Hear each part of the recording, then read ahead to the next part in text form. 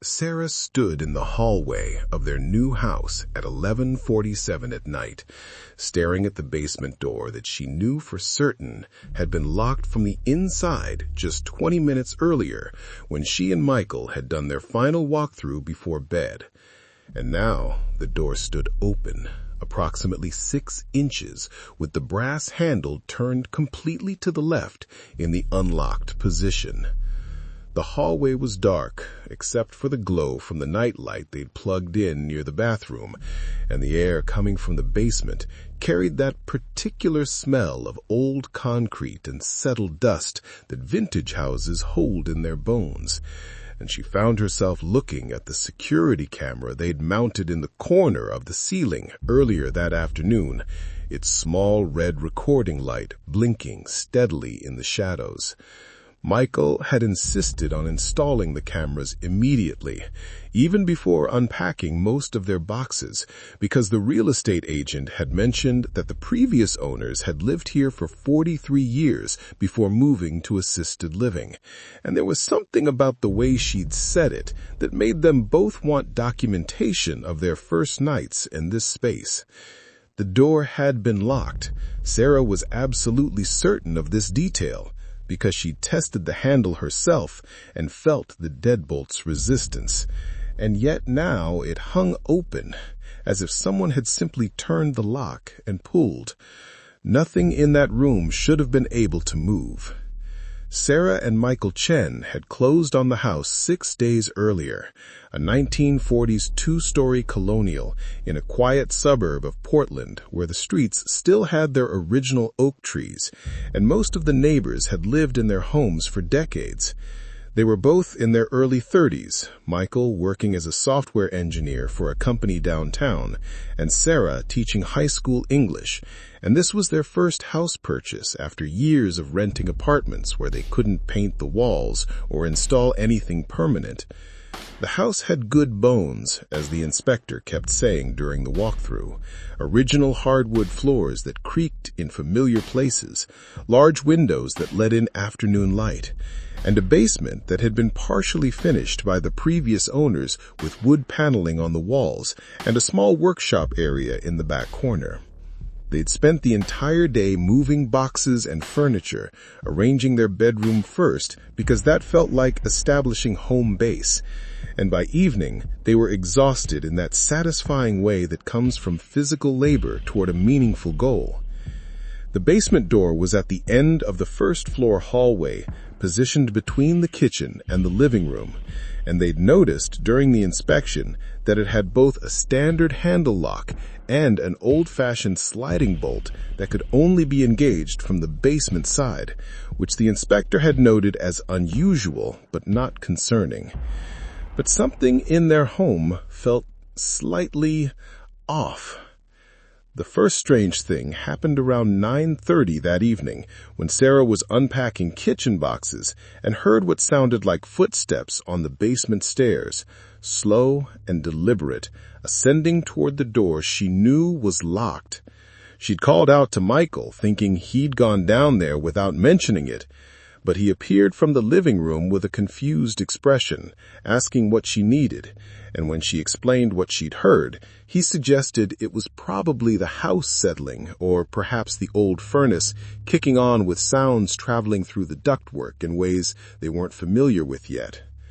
20 minutes later, Michael was in the bathroom brushing his teeth when the basement door handle rattled once, a distinct metallic sound that carried clearly down the hallway.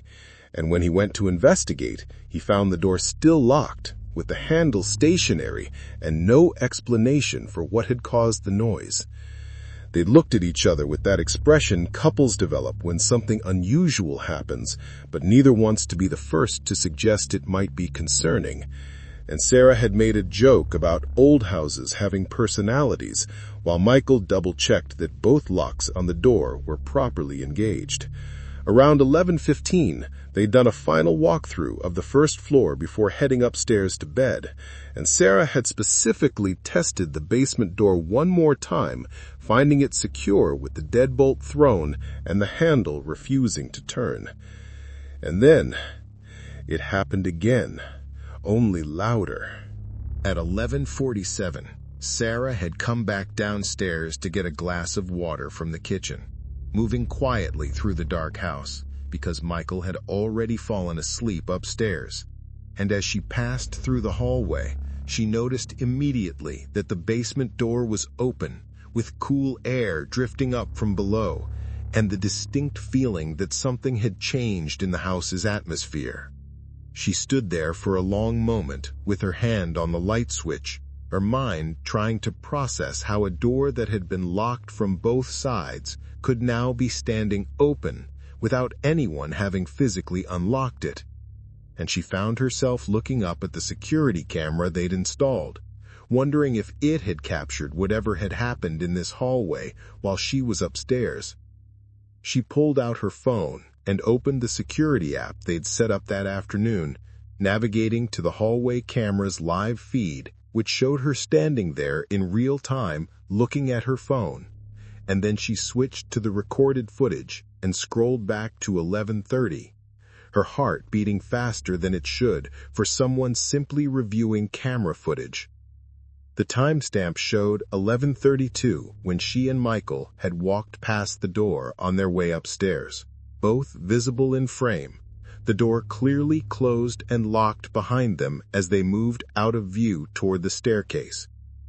And the footage didn't match what Sarah was seeing. Sarah sat on the hallway floor, with her back against the wall, her phone screen illuminating her face in the darkness as she watched the recorded footage from 11:32 onward. And for the first 8 minutes, nothing happened, with the hallway remaining empty and still, except for the subtle changes in shadow as tree branches moved outside the window at the far end. At 11:40 and 18 seconds, there was a change in the ambient light, a slight dimming that lasted for approximately 3 seconds before returning to normal, and Sarah had to rewind and watch it twice to confirm she wasn't imagining the subtle shift. At 11:40 and 41 seconds, the basement door handle began to move, rotating slowly from right to left in a smooth, continuous motion that suggested deliberate action rather than mechanical failure or random movement. And the door remained closed during this rotation, as if someone on the other side was carefully unlocking it before pulling it open. At 11:40 and 53 seconds, the door began to swing inward toward the basement, moving at a steady pace that took approximately 4 seconds to reach the 6-inch opening where Sarah had found it. And throughout this entire sequence, there was no visible hand on the handle, no shadow crossing the threshold, no indication of any physical presence that would explain the door's movement. At the 41-second mark, something shifts. Sarah awoke Michael, and they spent the next hour sitting at the kitchen table with her laptop open, reviewing the footage repeatedly and discussing every possible explanation they could generate for what the camera had recorded. Michael's first suggestion was that perhaps the lock mechanism was faulty and the door had simply opened on its own due to an improperly aligned strike plate or a worn latch that couldn't hold under the door's weight. But this theory collapsed when they examined the footage more carefully and saw that the handle had rotated deliberately before the door opened, which wouldn't happen with a mechanical failure. They checked the camera's settings to ensure it wasn't playing back cached footage or somehow showing them a recording from earlier in the day, but the timestamp matched their phones exactly, and they could see themselves in earlier portions of the recording, moving boxes and furniture through the hallway. Sarah suggested that maybe the previous owners had installed some kind of motorized lock system that could be triggered remotely, and they spent 20 minutes searching through the documentation the real estate agent had provided, looking for any mention of smart home features or automated systems, but found nothing beyond the standard furnace and water heater specifications.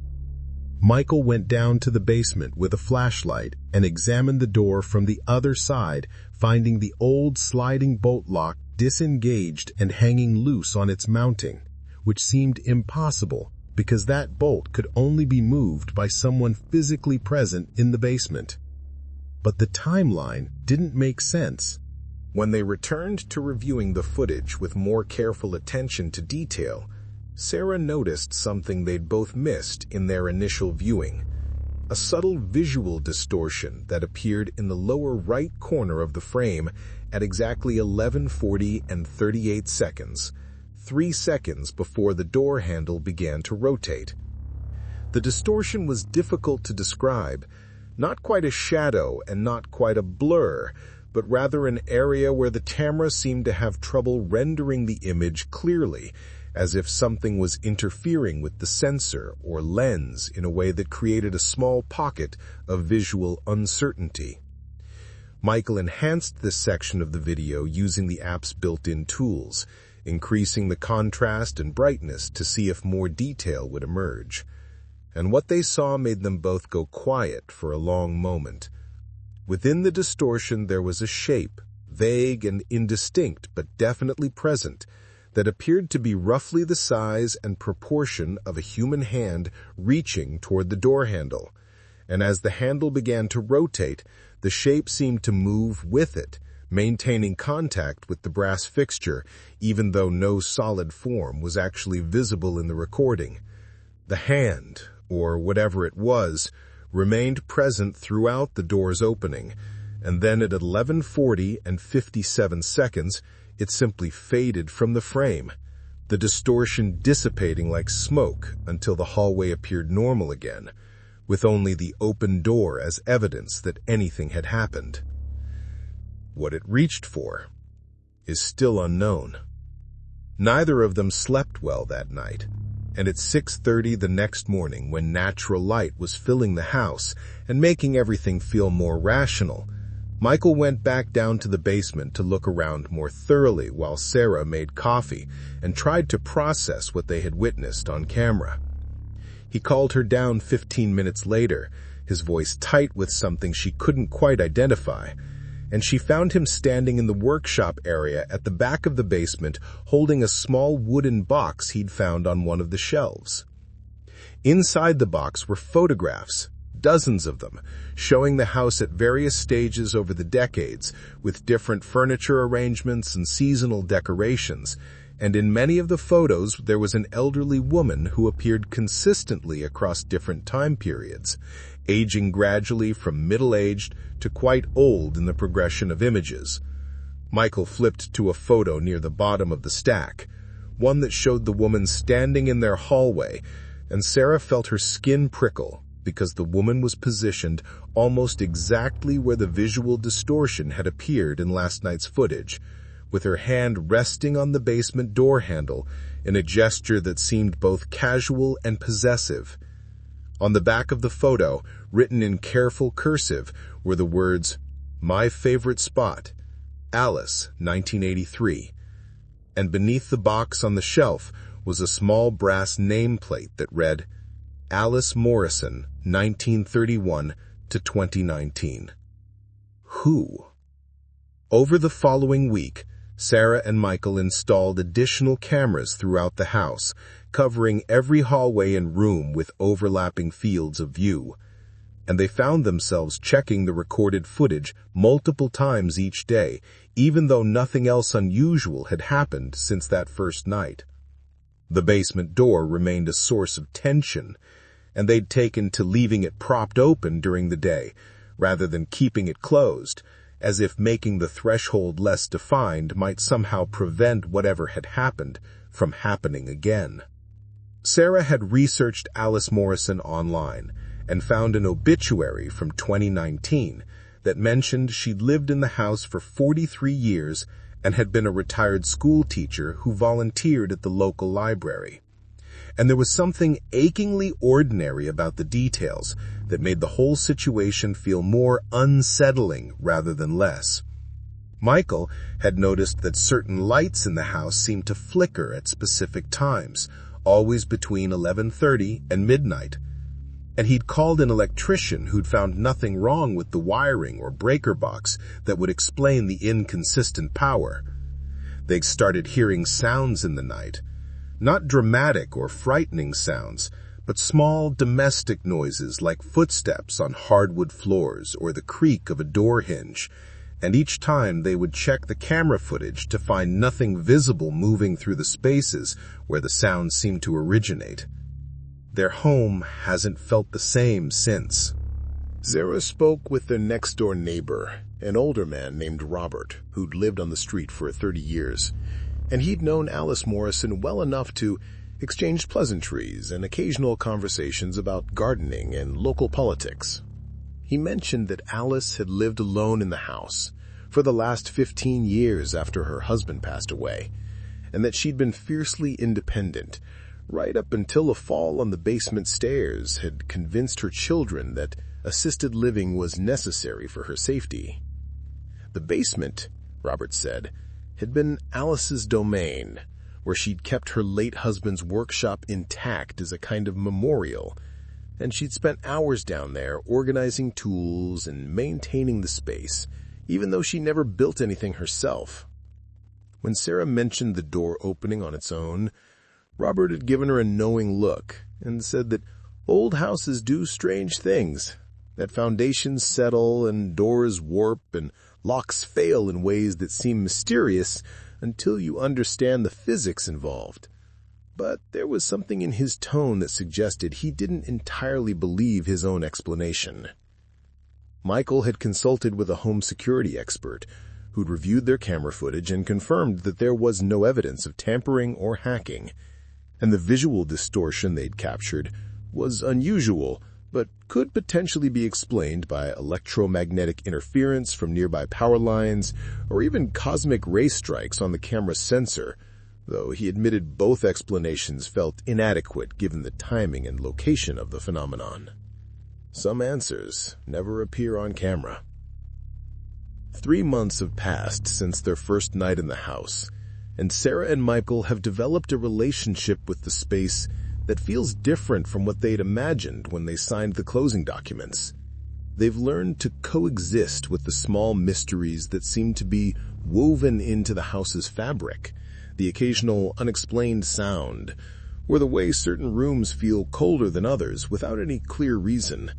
And they've stopped reviewing the camera footage obsessively, because it rarely shows anything definitive, and the absence of explanation has become its own kind of answer. Sarah sometimes thinks about Alice Morrison standing in their hallway with her hand on the basement door, and she wonders what it means to leave such a strong impression on a physical space, that some echo of your presence continues after you're gone. Michael has taken to saying goodnight to the house itself before they go upstairs to bed, a small ritual that started as a joke but has become something more serious. An acknowledgement that they're not the only ones who consider this place home. They've made the space their own in the ways that matter, painting walls and arranging furniture and filling rooms with their own memories. But they've also learned to respect what was here before them, the decades of life that Alice Morrison lived within these walls, and the possibility that some part of that life remains in ways we don't fully understand. Sometimes the quiet moments are the loudest. If you've ever wondered what your security cameras might be recording in the hours when no one's watching, or if you've encountered something in your own work or daily life that resisted every attempt at logical explanation, share your thoughts below. And for more real-life, quiet incidents that exist in that uncomfortable space between the documented and the inexplicable, consider subscribing.